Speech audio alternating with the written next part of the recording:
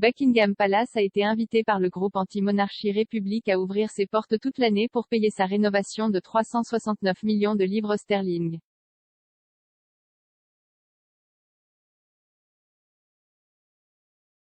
D'autres bâtiments ou destinations touristiques clés, tels que la Maison Blanche et le Vatican, le font pour payer l'entretien et attirer le tourisme.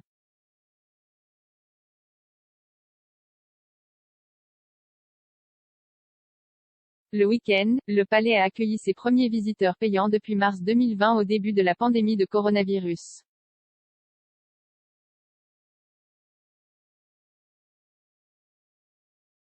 Selon Royal.uk, le câblage électrique, la plomberie et le chauffage du palais n'ont pas été mis à jour depuis les années 1950.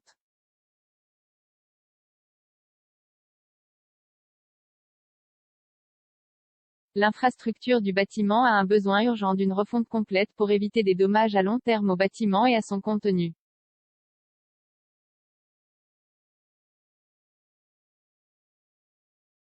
Le moyen le plus rentable de remplacer ces services essentiels et de s'assurer que le palais est adapté à son objectif pour les 50 prochaines années est d'entreprendre un programme de travaux échelonné sur 10 ans.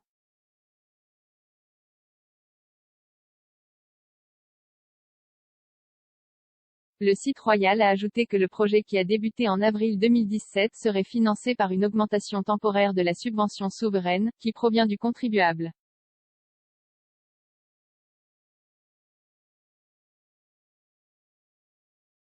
En raison du jubilé de platine, le coût du projet a été augmenté par rapport au coût initial de 360 millions de livres sterling et, par conséquent, l'argent prélevé sur le contribuable a également augmenté.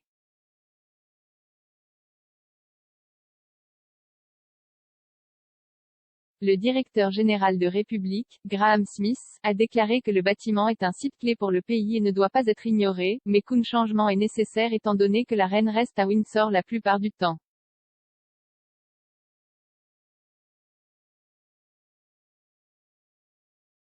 S'adressant à Sky News, le directeur général a déclaré, « Depuis des années, les députés disent que vous devez ouvrir le palais aux touristes toute l'année.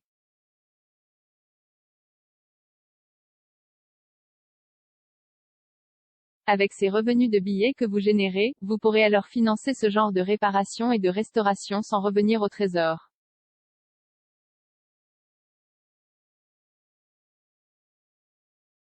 Ces préoccupations sont de plus en plus prises en compte par les Britanniques alors que l'inflation et le coût de la vie montent en flèche et causent des problèmes financiers à de nombreux ménages à travers le pays.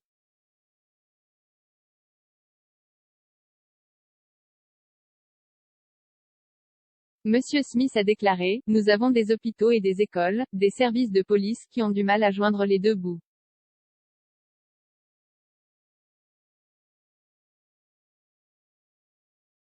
Nous avons des arguments sur le fait que les salaires du secteur public sont réduits et pendant tout ce temps, nous versons des millions et des millions de livres pour réparer ce bâtiment. »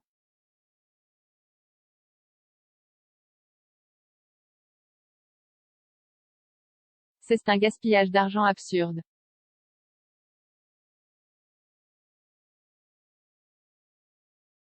Il a ajouté, « La Maison Blanche est ouverte aux touristes la majeure partie de l'année, la maison du président des États-Unis.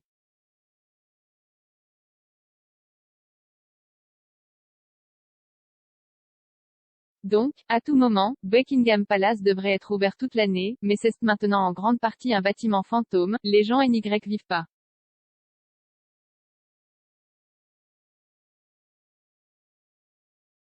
La reine est à Windsor, Charles vit à Clarence House ou à Highgrove ou dans l'une de ses nombreuses autres maisons, et pour autant que je sache, il ne s'agit en grande partie que du personnel de logement.